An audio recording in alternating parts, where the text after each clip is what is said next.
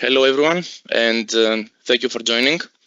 I am Evangelos Yfantidis. I'm the current chair of the Young Member Subcommittee, and today I have the pleasure of welcoming you to our lunchtime webinar on becoming chartered with the Institution of Civil Engineers, with advice from newly qualified engineers. Before we begin, please let me go through some housekeeping rules and important information. I will first kindly ask you to keep your video cameras off and your microphones on mute for the duration of the presentations. Just to clarify, this is applicable only for the audience, so I would like to invite the speakers to keep their video cameras on if possible. After our speakers finish with their presentations, we will have some time for a Q&A session, but in the meantime, please feel free to type any questions you might have in the chat. Please also note that this webinar is being recorded and will be later uploaded on our YouTube channel, and therefore, by dialing into today's event, you consent that any views or information you share will be made public. Moving on, I will now introduce our three speakers. Our first speaker is Stamatina Marinatou, a senior geotechnical engineer at AtkinsRéalis. Stamatina is experienced in delivering geotechnical and seismic packages of work for a range of sectors, including nuclear. Her work ranges from geotechnical desk studies to advanced numerical modeling for soil structure interaction problems. She was a member of the SECED Young Member Subcommittee since 2019 and served as the chair during 2021-2022. Our second speaker is Francesco Morfuni, a chartered civil engineer and committee member of SECED with a Master of Engineering in Civil Engineering from Sapienza University of Rome and a Master of Science in Ethical Engineering with Disaster Management from the University College of London. He's a senior engineer in newcleo, contributing to the development of the fourth-generation nuclear-led cooled fast reactors. His expertise lies in the fields of structural and earthquake engineering, having worked for several nuclear new build projects, including Hinkley Point C and Rolls-Royce SMR. Our third and final speaker is Daniel Gilmore, a chartered civil and structural engineer working for Sellafield Ltd, which presents one of the most significant environmental remediation challenges in Europe. He's currently working in the structural analysis team and provides technical expert support to project teams. He's also responsible for the development of new methods for seismic impact and soil structure interaction analysis. And now, without further ado, I will hand over to Stamatina to begin the talk. Stamatina, could you please share your screen? Yes, getting there. Thank you for the kind introduction, Evangelos. Let me know when you can see. Yes, we can see it now. Yeah, came through? Yep, first page. Okay, perfect. So, Evangelos, nice to be here with you. Thank you for the invitation. Always good to be back at Young SECED, one way or another. My presentation will be about completing the IPD online. This process is applicable to those of you who are following the graduate scheme route. However, I'll try to give some more general advice which might be relevant also to those of you who follow the experienced route as well. Now, instead of talking generally about myself, I'll give you the timeline of my professional experience and how long it took me to get chartered. So I graduated from Imperial College in September 2018 and I became chartered last August. That means with a total of approximately 5 years of professional experience. Looking in more detail, by January 2019, I had joined the company's IC training scheme, and then 1 year later, I completed my first annual appraisal, which helped me tick off 13 out of the 35 attribute levels. Then 1 year later, in January 2021, I had the second annual appraisal and I reached 28 out of the 35 attribute levels. Then approximately 1.5 years later, in October 2022, I got signed off by my SE, and 1 month later, I got signed off by the MDO. Then it took me a few months to prepare the CPR report, which I submitted in April. And finally, last July, I had the chartership exam. So you should consider that by following a step-by-step approach like this one, you should expect to get chartered within 4 to 5 years, I would say, of experience. Now, let's see the IPD online and what it includes. First of all, it has the quarterly reports. What is that? That's a summary of your professional experience and potentially volunteering work as well, which helps you tick off the attributes. We also have the IPD online evidence, which is just a small paragraph for each attribute that goes into the system. We have the DAP, the Development Action Plan, and the CPD records, which I hope you are familiar with. And lastly, we have the annual appraisal, which is just a meeting with your SE and DE, and is a great opportunity to identify gaps both in your professional experience, but also in your training. Now, from these 4 items, I would say that the bulk work, 70 to 80%, is the quarterly reports. So I will focus giving you advice on that aspect. My first advice is that you should be writing the quarterly reports at a good quality level. And practically, that means thinking that these paragraphs will go directly to your CPR report. It also helps if in your quarterly reports you include a lot of appendices, and that could be numerical models, drawings, calculations, even snapshots of emails that you consider useful. This helps in 2 ways.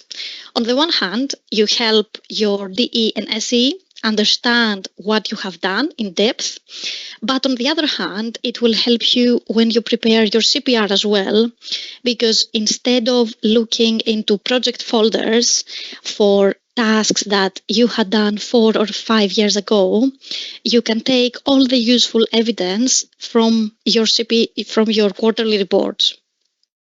And that actually brings me to the second piece of advice, which is the more you invest on the quality of your quarterly reports, the easier it will be for you to write the CPR. And that's both because you will have already gathered the important evidence that you need for your CPR, but also because as you write the quarterly reports, you get trained and you incorporate the feedback of your DE and SE to improve your writing. Now, many people tell me that's fine, I'll write the quarterly reports, but I don't really know what to put there. I don't know what is important and what's not. And my advice on that is the following.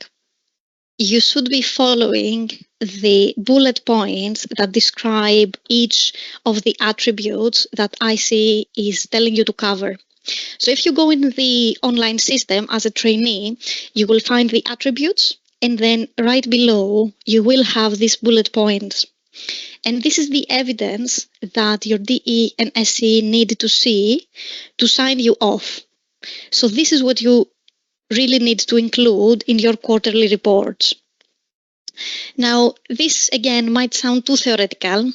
So I have taken 2 examples from quarterly reports that were submitted to me as DE, and I'll give you those so that you practically see how you can rephrase it to make the report more compatible with what the IC needs.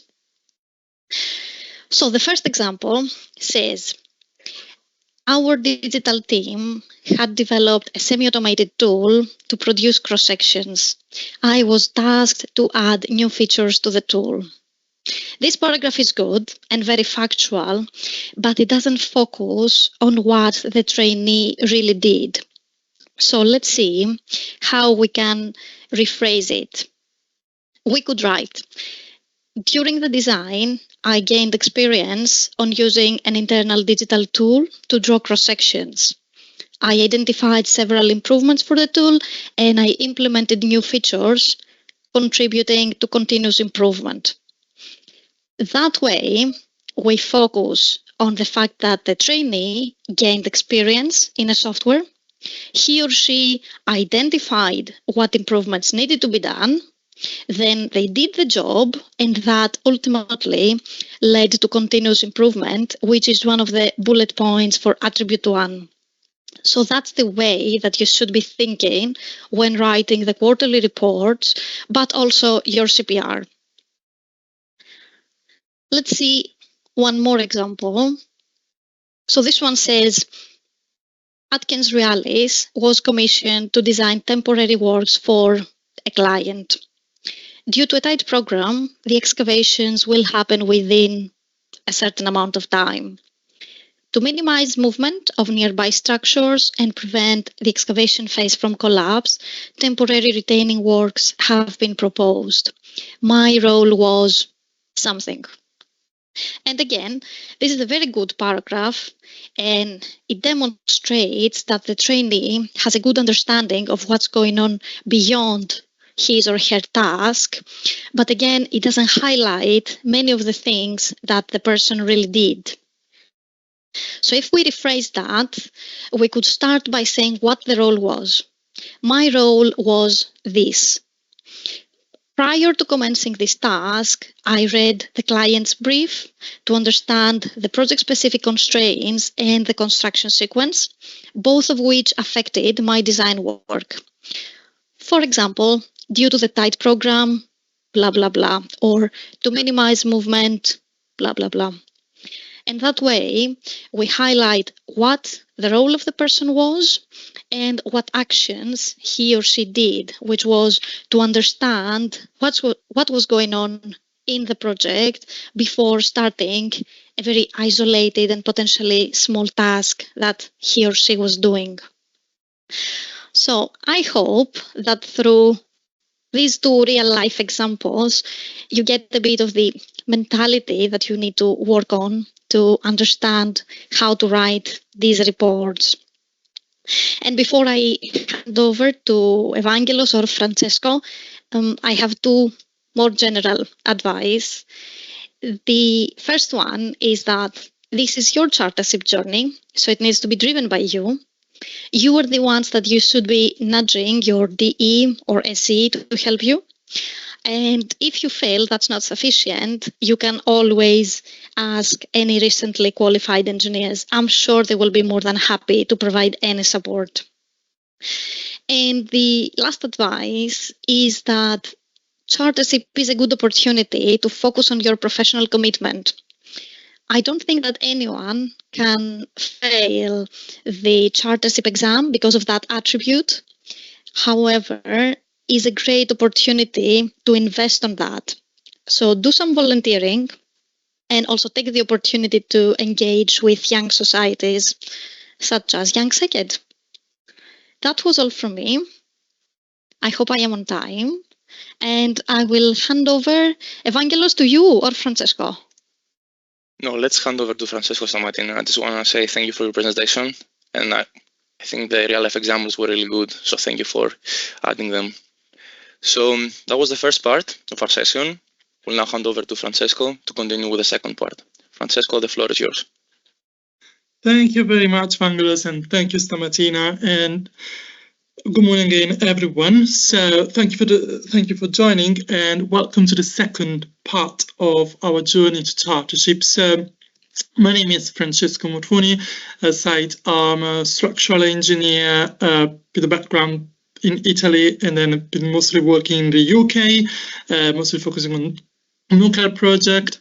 Started my career in engineering consultancy, now transitions onto developer of reactors, which has given me different insights to the civil engineering life. And I think maybe before I start focusing on how to write a possibly good CPR report, I want to just remind you of ourselves or why we're here. So I really welcome this large audience, but myself, Stamatina, and Daniel will try to give you our ideas of what our journey has been to chartership, but don't forget that every route to chartership can be different. So we are not teaching you anything which is perfect. We're giving you our own advice, but at the end of the day, is exactly what Stamatina said. It's your responsibility to find out the route that suits you best, and welcome all the feedback, as much as constructive as possible, because you will need the feedback from people that have gone through this journey before you. And before I deep dive into what my experience has been, let me just have a word of thank you to my delegate and my supervisioning engineers, so Richard Jackson and Steve Jones in AtkinsRéalis. I hope that at the end of your chartership route, you might say the same, because like my SE&D have been fundamental to help me achieving the charter status, as well as a number of peers and colleagues on the different projects I've worked on.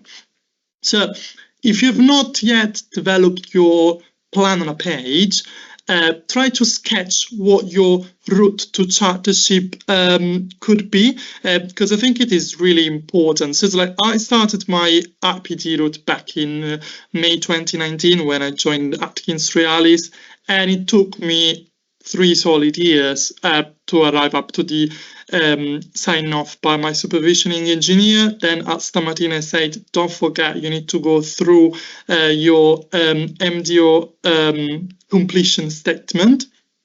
And the focus of today is for my session is to look at what you need to do to get through the reporting phase. So effectively it took me quite a few solid 4 months to go through the first draft of the report, but then don't forget that you need to account for enough time for reviews. So I went through 7 steps of reviews between different seniors engineers, and in parallel, once I had a decent draft of the report, I started training for the communication exercise, started preparing the draft for the presentation for the day, because it's interlinked with your report. Then application in summer, and then try to gather as many mock reviews as possible. So I did 4 rounds of interviews, which may not be sufficient. You may want to consider a little bit more. But then one piece of advice I'd like to give you is make sure you clear your agenda for a couple of weeks ahead of your exam. So I did mine in November of 2022.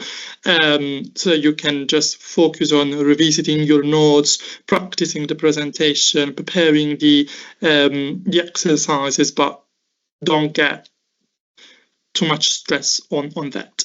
So what are the fundamental rules for the CPR report? I think the membership streamlining guidance is very clear, so you can go online. There is plenty of details. I strictly recommend you to have a read about the changes in the number of attributes and so on.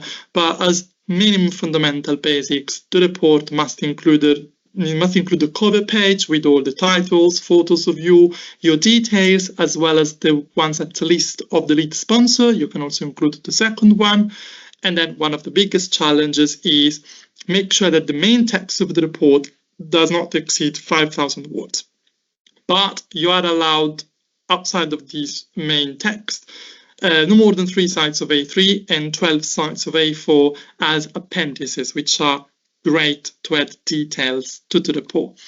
And then the report will form part of the application submission. So there is all the guidance online on the IC website. You will need to fill in the application form, including the IPD completion statement, your CV, the report and appendices, and then, as Stamatina said, evidence of the CPD records. Most importantly, the development action plan, and evidence of your record for at least 1 year if you're going through the normal graduate route, demonstrating that you have covered at least 30 years of development, 30 hours of development per year. And then you must gather everything together in a single PDF, not greater than 15 megabytes in size. So when I was trying to reflect on what worked well on my report and drafting the report, I think the key added value was that my report covered effectively a unique and single storytelling. So the report is not a shopping list of your attributes, is not a diary which summarizes what you've done over the years. There must be storytelling, And within the story, you need to give evidence through what you've done on your daily jobs that you have achieved those attributes. But the report is not a storytelling in a sequential order of your attributes. It should never be like that.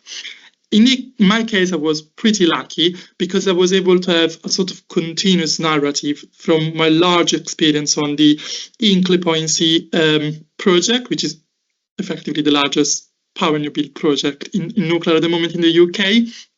So I gave example of how I ended some design when I was in the back office for some structures. Then I transitioned to site, so I was in a secondment, so I was managing contractors for the client.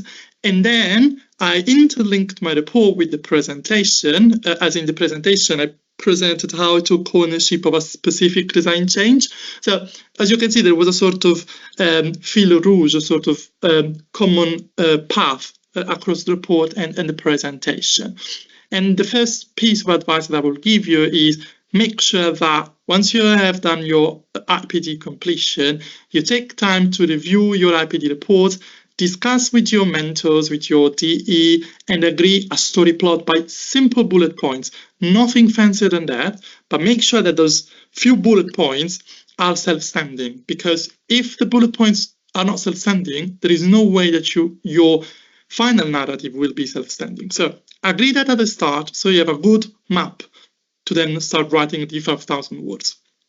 Try to give as many examples as possible. So design risk assessment, organizational charts, non-conformity reports, or early warnings, or design changes, whatever you've been involved to, make use of them in your appendices. And in that case, for me, try when you're referencing the UN Sustainable Development Goals, which is one of the big changes in the membership streamlining, reference them in a way that is applicable to your report, so to a specific task, to any specific improvement that you might have done in the design or in the construction phase that has improved and brought, for example, more sustainability. Another thing that worked pretty well was to focus on myself. So the report is not a presentation of the project. It's not about what the team has done. It's about what you have been doing or what you would have done differently if you could. So the focus is effectively on you and on your own actions. And as I said, because you don't have a large number of words, keep the number of projects to a minimum, and the introductions must be very short because the focus is on you, it's not on the project. So I would recommend no more than 1 or 2 projects if necessary. I have to keep the layout very professional. That paid off really well. So make sure that it's at least as good as a report that you will send to a client, for example. So keeping lists of contents, figures, tables. If you're using acronyms, make sure that there is a list of acronyms. Use captions for all the tables and the figures. And in my case, I was lucky enough to have quite good examples of managing health and safety, because as you know, all attributes are very important, but let's say that health and safety is one of those attributes that is really key and you cannot fail it. So make sure that you have some evidence of that. And then I would say also be mindful that when you are dealing with data coming from third parties, which could be contractors or clients, you need to make sure that you protect sensitive data. So make sure that you have agreement in place. That can take a little bit of time. So again, plan ahead for that. Of course, it's not that everything went so well and so perfect. So I had a couple of reflections on what I could have improved. At the end of the day, my report was a bit too biased on technical attributes, which paid off well, but also could have paid better, because at the day of the interview, I had lots of questions on other attributes as expected, because I might have not covered too well in the report. And then consider when you are submitting your report for review. In my case, I was going through submissions in summer, which means that most of the people are on annual leave. So I had to rush the reviews because people were on holidays. And my reviewers also came from pretty much a similar background, so mostly nuclear or structural, which might carry forward a risk of biased feedback. So try to have a sort of broader audience of reviewers if possible. And the biggest piece of advice in the case would be to also try to plan, which is something that I didn't do, a mock interviews ahead of the application submission. I know that we focus on mock interviews only for the day of the exam, but in reality, as Daniel will tell you later, part of the interview is also focusing on the report. So, for example, I had some feedback that I couldn't incorporate in the report because the report was already submitted to the IC, to the panel. So at the end of the day, I managed to handle it because during the mock reviews, I started drafting a possible response to those kind of questions. So I arrived to the day of the interview prepared, but it would have been much nicer to include those feedback into the report itself.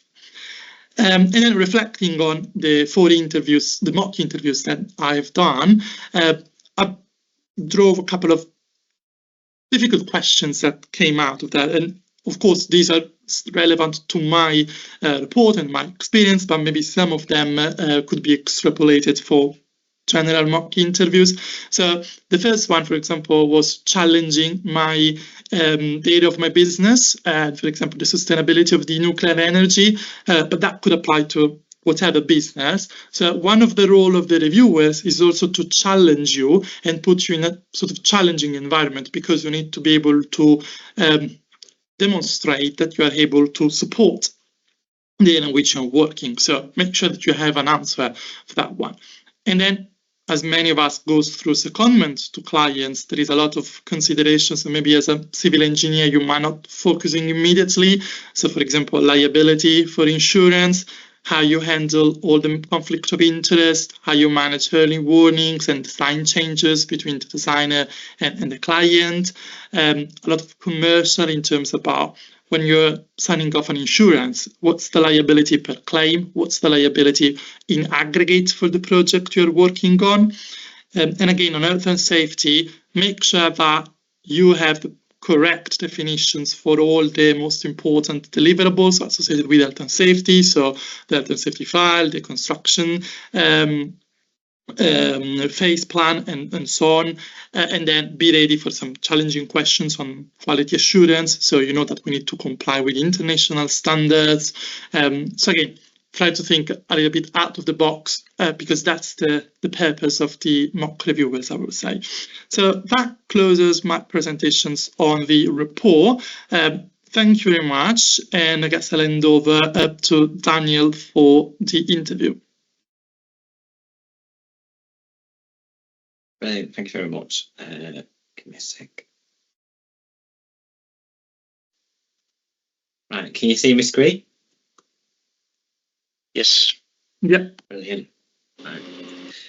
Hello, everyone. Thank you for setting up this meeting. My name's Daniel Gilmore, and I'll be going through the presentation and the interview on the thing that you're actually going to, the thing at the end of the day. So a little bit about me. I graduated in 2016 and started working for Sellafield Limited in the September in the graduate scheme. So I spent 2 years on a graduate scheme going around where we do 6 months of secondments everywhere. So we go 6 months, did infrastructure design, geotechnics and structural analysis, doing FEA models, went onto site and then did 6 months in a major project. And then I ended up spending 4 years there doing designs of structures and different buildings. And then after that, I did 2 years in structural analysis, looking at doing a seismic analysis of a structure and a few other projects as well. And then I eventually got chartered in May 2023. And kind of similar timescales to in terms of the preparation to what the other people have presented. So on the day, what you're going to get is in an AM typically. You're going to have your presentation. You're going to do your presentation and interview. You get a letter after you've done your application saying what times it's all going to be at. And this is either online or in person. I think there's a choice, and there's changes going on. I'm aware that they're trying to go back to more in-person reviews. And then in the afternoon, you're going to do a communication task, and I'll touch a bit more on the communication task what that is. So your presentation is going to expand on a topic that you've contained within your report. It's a 15-minute presentation, so it's up to you, but around about 10 to 14 slides. So how I did it was I did my report. My report was mainly focused on the design of a structure that I'd done when I worked on a major project. So, but in the end, I put in a little a page on what I'd done recently to cover some additional attributes. So cover this seismic analysis that I did. And so in the report, the presentation, I expanded on this. I created a series of slides. And these slides covered what I was doing, where I sat commercially within a structure, and some of the stuff that we've done for model development with sustainability included. I try to avoid putting text on slides, but that's up to you as to how you exactly do it. And then I talked all over through it. So you do your presentation on a topic that you've done in your report, and then you finish that, and then you've got an hour's worth of questions with your reviewers. So you've got 2 reviewers, one of them who's going to be a lead, and they'll ask you for the hour a series of questions. So initially, I think for me particularly, was started on my presentation, asking me a few questions about what I presented and how I'd done it. Because they don't see that as well. Your presentation's just done on the day, they don't see it beforehand. And then afterwards, then they ask you some questions on your report, or some things, maybe gaps that they've identified. In mine, the reviewers went from attributes 1 to 7 under the new one, but they could do it whichever way they wanted to. And then you finish, and they very annoyingly don't give anything away as to how well or bad it went, but that's how they play it. My advice to you is that you get given your reviews in a letter. Please don't look them up. It doesn't help you. You will go down a route of thinking that maybe they've got experience in ports or water, and you'll think that they'll ask you, or they're a contractor, and you'll think they'll ask you loads of questions on commercial or health and safety. It can often be the opposite. They might ask you loads of technical questions from what their knowledge is. So trying to line up your preparation for the reviewers is not a kind of a recommended avenue strategy. So then you've done your presentation, and then you've got maybe a bit of a time for break, and then you come on straight to your communication task. So this is you've got to write an essay or a similar in 90 minutes. So you get given 2 questions, and you just have to pick one of them. And in the 2 questions, you get given a scenario and a response. So in this one, this was what I got, is you've got the scenario up ahead is about changes in climate change and how acknowledge that our existing design codes are not up to date and relevant, and we should take steps to build assets for the needs of future generations. And then they give you how are you going to respond to that. So you need to, so in this I've got to write a summary note for civil engineering students. So you're expected to, so your questions are written by your reviewers, and you're expected to kind of write it as an engaged, an informed engineer who's got some understanding of what's going on in the NCE and the wider civil engineering. The questions that they can provide you are based on there's a communication task guidance. There's about 9 scenarios that they can ask, topics that they can ask you questions on, covering like sustainability. The last 2 ICE presidential addresses. So you just have to, so you're gonna have to spend a bit of time reading up in advance about them and doing lots of practice. So when you've got these, you've got this question, you've got 90 minutes. I suggest you spend about 15 minutes writing a plan, or like 5 minutes selecting which one of the 2 questions that you've got, and then writing out a plan. So how are you going to write it for the scenario format? So you've got civil engineering students, they've got some technical knowledge, but they're not experts in, they're not designers or contractors. And the summary notes, you can't go into too much detail. So just to put in some notes and to explain to the reviewers how exactly you're going to go about that. And then how you going to write, going back a bit to university a bit, like how are you going to go and write exactly like what you're going to address, what's your introduction, what's your points, maybe what's your conclusion, if you're going to put one in. And then you write it, so you spend, and it's in a first draft style, so they're not expecting a polished essay. So you write it, you try and get as much as you can done. There's no advice on how long it's going to be. Some people say like 1 to 2 pages of paper. Every time I wrote this to a timed thing, it always came out to about 1.5 pages. So don't panic too much that you've written too little. You think you've written too little. It's just on what you can write in 90 minutes. The reviewers will look at it from that. And just maybe include a little bit of time, 5-10 minutes, just to go back over it and just make sure that there's no massive spelling errors or you've written the wrong wording, or you've looked back at it and that doesn't quite make sense. So just maybe give yourself a bit of time in the end just to kind of do a little bit of tweaking. You don't get any prior notice of the questions as well.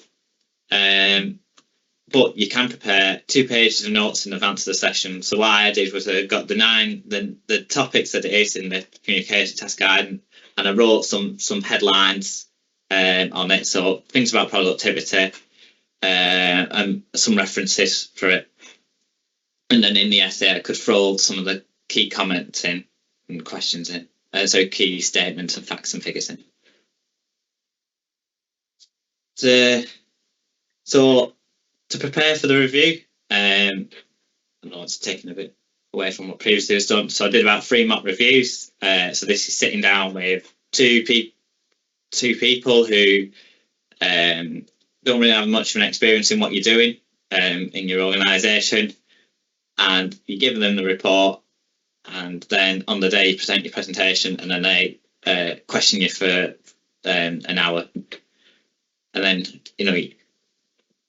and then you get take loads of points away, and they give you loads and loads of feedback, and then what you do. So I added a couple of pages where I made comments on all the things that I was falling down on each time, and then every time then afterwards, or things I needed to revise a bit more, came back and then did a bit much better, and then each time it's improvement. I also did some question sessions. The questions are a bit sometimes they're wanting you to expand on the top, so they're asking you a question but they're not really wanting a 1-minute answer. They might be kind of wanting you to expand on the topic. So if they're talking about health and safety, they might want you to, there's a whole load of key words that they want to say, or things that they want to bring from your report again.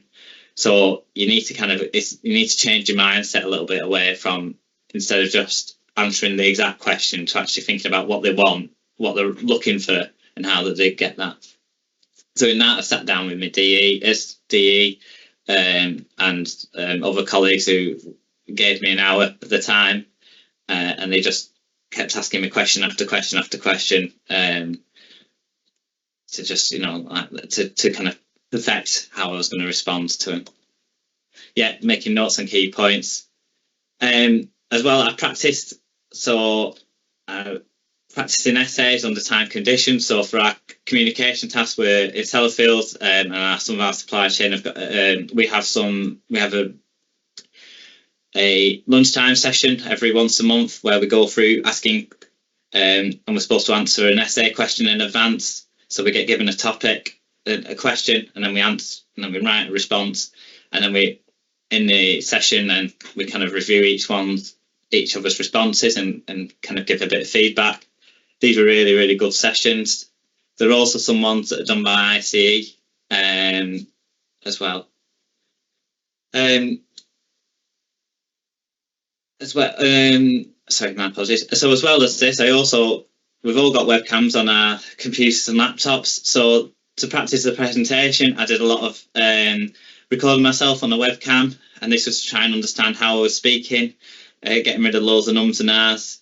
and kind of perfecting the S. So I'd record myself, listen back to it, think about what I'd actually said and what I was aiming for, and then kind of try to tweak it. So I kept doing that a couple of times a week, and it really helped. I found it really helped give me the confidence and just the practicing to get better at it. I also did some practicing of questions as well, so health and safety and commercial questions, just to get rid of they're almost kind of stock answers that you give, based on your experiences. But so you just kind of like constantly practicing to make sure you get all those keywords. So this is an example of what I said. But for the remainder of their lives. As I mentioned in the report, I sit in the structural analysis team.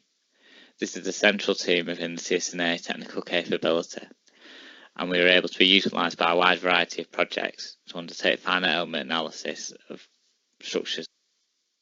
Sorry, that's embarrassing. For the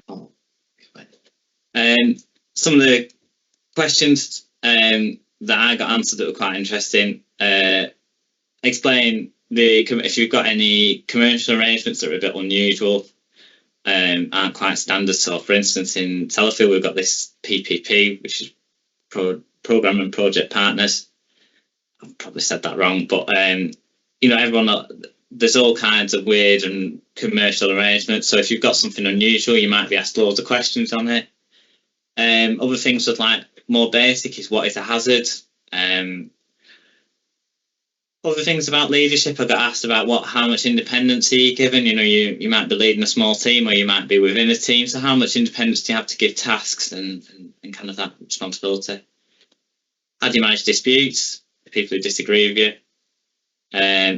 Have you ever witnessed any health and safety issues, and how did you deal with them? If it's not explicitly said in your report, they may be kind of wanting you to see how you did it and what you do. One of the comments they always got was a forward-looking development action plan. It was looking more in advance for a couple of years rather than just looking at every year and then just kind of plodding along.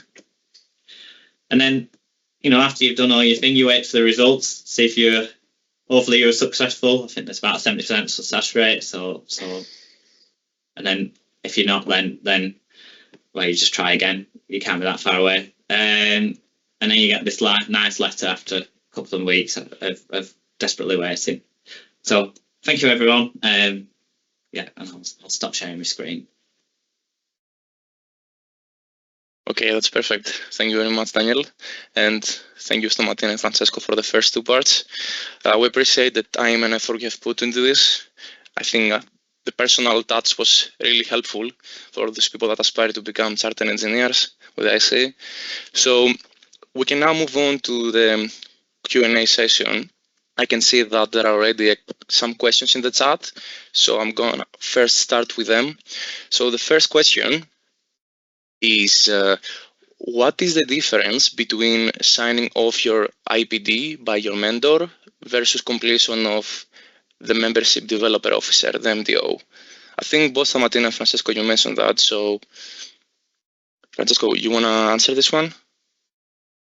Yeah, of course. I think they are complementary, so they need to go in series. So first is your mentor, let's say the SC, if you go through the standard route, that needs to make sure that they are happy with your progress. But you always do the annual appraisal only with your delegate and supervision civil engineer. So at the end of all the IPD, also the membership development officer wants to have a little bit of understanding of what you have gone through your route. So, for example, what happened to me is the IPD sign off from my supervision civil engineer was just a recap of what happened over the last year until, let's say, from the previous annual appraisal review to the sign-off. While when I've sat with the membership development officer, I've realized that she had read all my quarterly reports, all the evidence that I'd put online since the beginning, and we've basically been chatting through my reports, just to give confidence to the IC that the IPD has been signed off correctly. So it's not really an exam, it's not a test, it's just to, again, check that the process has been consistent and that also the IC is happy with what your delegate and SC have signed off for. But as I said, there's nothing to be worried about, to be fair. It would be really surprising that you've passed the RPDO sign-off with your supervision that the MDO says it's a no. It's really weird, I would say, considering the professionalism of all the reviewers and supervisioning engineers.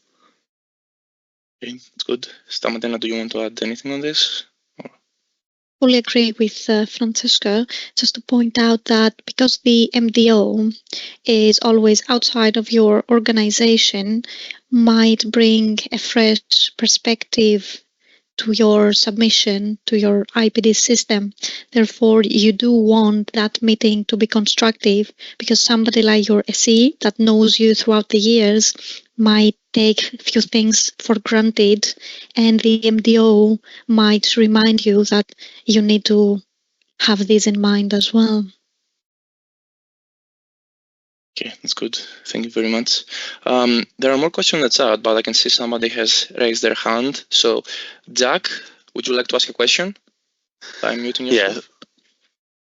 Yeah, good afternoon. Thanks very much. And yeah, thank you everyone for that presentation. Very comprehensive and very detailed and very useful as well. So I do appreciate that.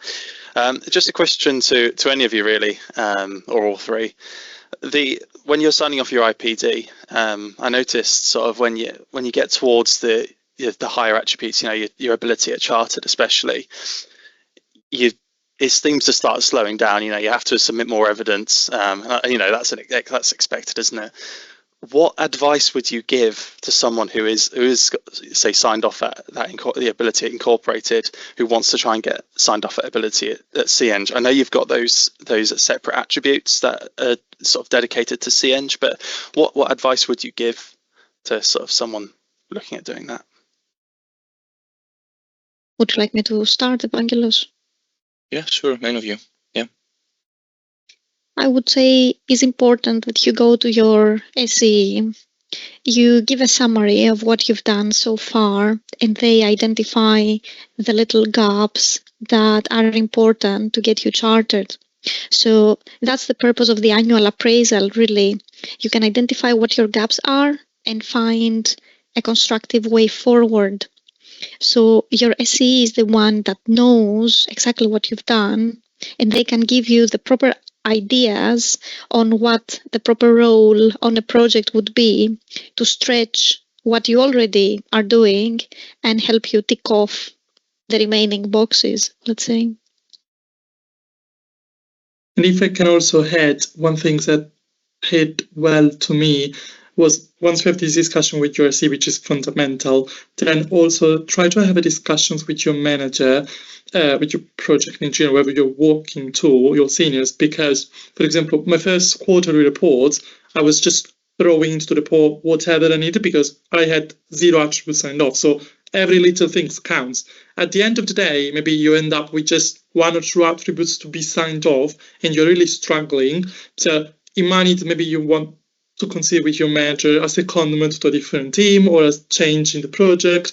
And my last reports were literally not focusing on all the 7 attributes, but 1 report for health and safety, 1 report for commercial. It took me maybe a little bit longer to write them, but to condense everything from a single project. So just focus attribute by attribute, because this is the best way to give a lot of knowledge to sign off from IEng and CEng, I guess. So it's a little work together with your project manager, line manager, whatever it is, and your equivalent IC mentor, because they can really help you, because you need to have the work experience to do it, because yeah, you have a gap, but then you need to fill that gap with some work.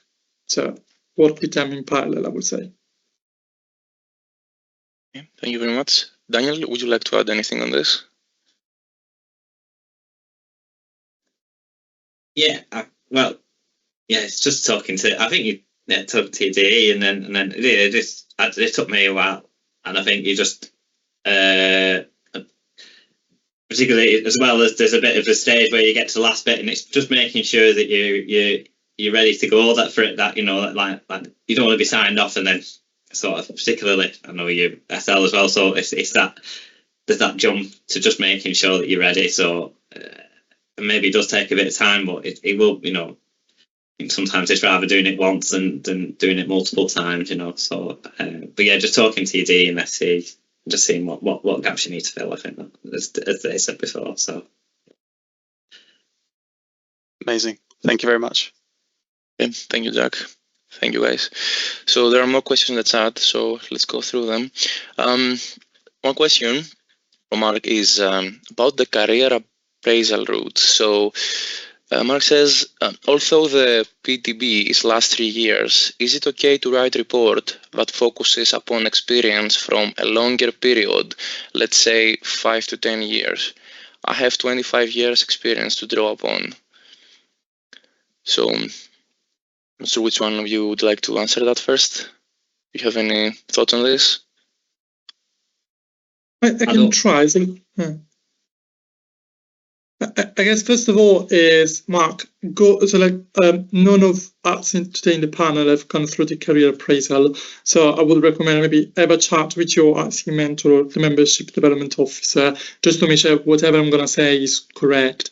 But from a personal understanding, because I've had a couple of people helping on this career appraisal route, yes, you're right. So the PDP needs to focus on 3 years. That's clear. The report is really up to you, but just, I would say personally, be careful when you say you want to draw upon 25 years of experience, because the report is not your bio. The report just needs to give evidence that you have achieved the attributes. And you only have 5,000 words. So that's the biggest challenge I had personally. So considering that you need to talk about yourself, if you start putting 3, 4, 5 projects, then you will use a lot of words to talk about the project rather than yourself. Now, if you want to talk just about a few projects that happened 20 years ago, I don't think it's going to be a major problem, but just be prepared because the reviewer will ask you a lot of questions on those projects. So I would say personally, the farther I go in my mind and my memory, I might have less details about those projects. So just make sure you're comfortable with the project you're presenting. And those projects should be projects that cover the 7 attributes. That's the feedback. The first feedback I will give, other than making sure that from the IC this is correct, because I've not come through that route, unfortunately. Okay. Thank you very much. I hope that answers the questions. Just gonna move on because there are plenty of questions in the chat. So I think there is another one saying that they have missed the first part of the meeting. It says, what is the first stage in being chartered? How we should apply? I don't know, maybe Stamatina very briefly, you can explain. Yeah. We covered the IPD online system, how you write the quarterly reports, and then you have also the annual appraisals. But we will have on the YouTube channel the recording, so you can watch few details there, I guess. Okay. Thank you very much. I also pasted in the chat, somebody was asking about the recording, and said at the beginning the recording will upload it onto our second YouTube channel. You can find the link in the chat, so just keep an eye for that. We'll take care of it in due course. So more questions. Let me see. There is a question asking, in your opinion, is it better for your development to go through the IENs before going for CNs? Have you done something similar, or I guess all 3 of you straight headed for CNs, right? Yeah, I think it's the gap's very, very small. So to get to IENs, you might as well have just spent a year or 2 and then try and get to CNs. I think that was what the kind of comments that a lot of our colleagues made as well. So I think it's personally better to go for the CN route. Just for and you have to do exactly the same, very similar things to do the IENG application again. So you're just repeating it to get to the CNs again. So yeah, that's my idea. I think one piece of advice would depend also what your personal circumstances are, because maybe I had a couple of friends that weren't too sure about the long-term career in engineering, so it's like they were going to take a break. They weren't ready to go through CNG immediately, and then they decided to downside to IENG, and you never know in your life, after a break you may want to go back and carry on with the CNG. But as Daniel said, if your plan is already to go through CNG and you're not forecasting major changes in your professional life, that would make a little bit more sense to go through directly Siench. But consider your personal circumstances, and I say my advice was to speak with my D, and my D, same as Daniel gave, that I can give you the better advice because I know you better. Okay. Thank you very much. Just again, cautious of the time, let's move on a little bit because there are more questions in the chat. There is a question for you, Stamatina. So, could I ask, on the IPD website, I can't see an official quarterly review. Are you referring to the IPD? I also want to check if this is an official 3-month deadline, or have you just submitted IPD 4 times a year and counted that as quarterly review? Okay, so there is no quarterly review. The formal process is only the annual appraisal. Now, typically, most companies tell you to write roughly 4 reports per year. That's why they call them quarterly reports. However, that's not written in stone.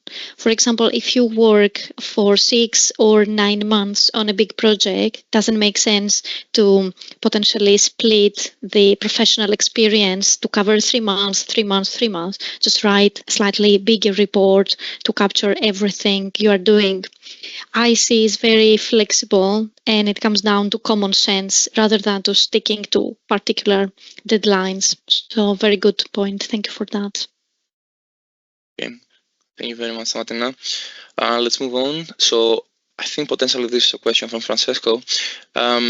Is there a specific way of structuring the report? I know you already mentioned a little bit about this, but do you want to briefly answer this question?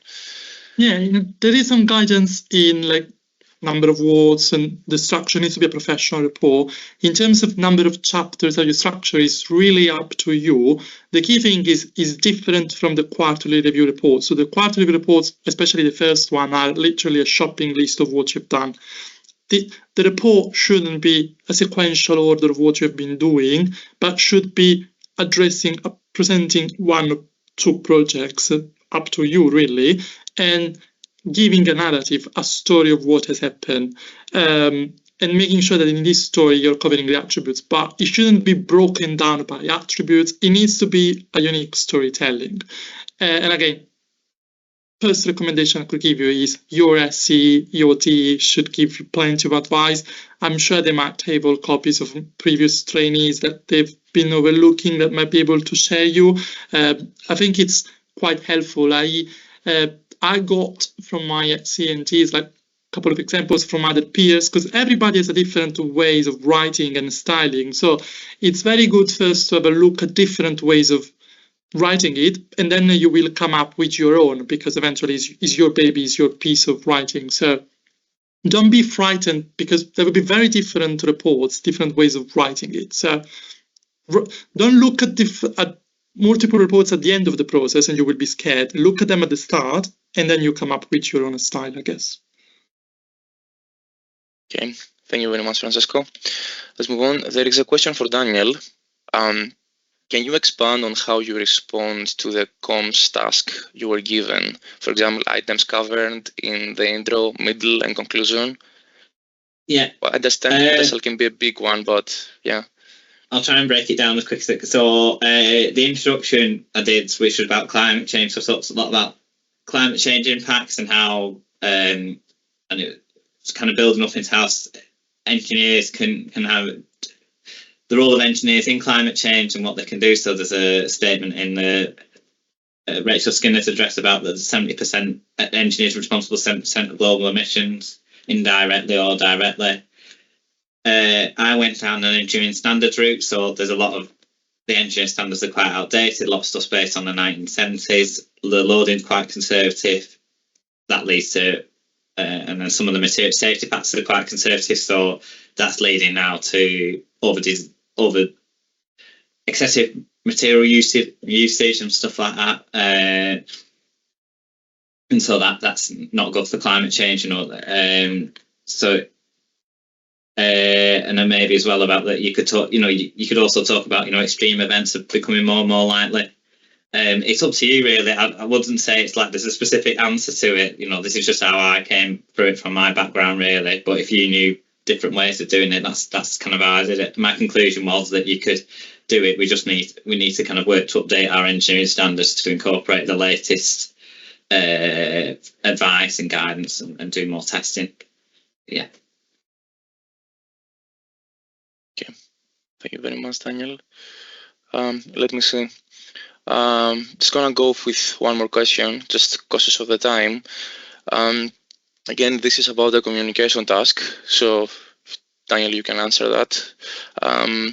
So the question is, for the communication task at IN's level, I understand that it is a straight question and answer to a topic based around your report.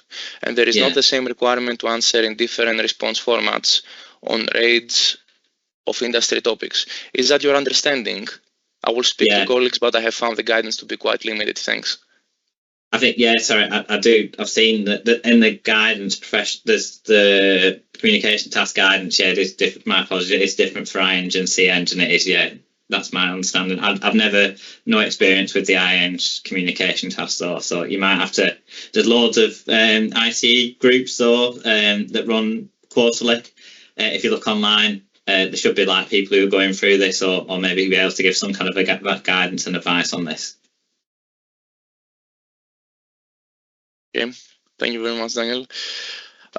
Again, just cautious of the time, I think we'll end it about here, and I'm gonna paste an email address in the chat so that if you have any other questions, you can just send me an email and I will direct your question to our speakers. So once again, thanks everybody for attending. Thank you, Stamatina, Francesco, and Daniel for your great presentations. I hope that they would be useful for everybody who aspires to become a chartered engineer with the IC. And once again, have a nice day. Thank you very much for organising. Thank you, Evangelos. Thank you.